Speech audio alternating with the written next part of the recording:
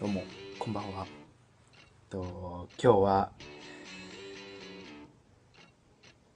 口に含んだ水をくしゃみをしても吹き出さないかっていう実験をしたいと思います。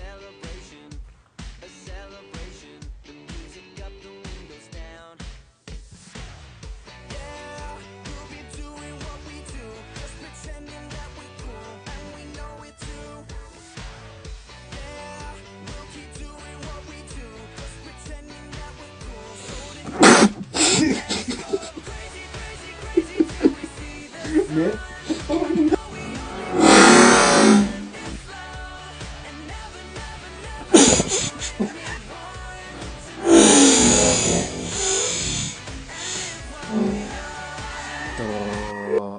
まあ結果は1回目は失敗しましたけど、2回目はまあまあうまくいったんじゃないかなってよく思い見るとますよね。変なの出てるけどね。そうかな。出てるまあ出てる。みんなも頑張って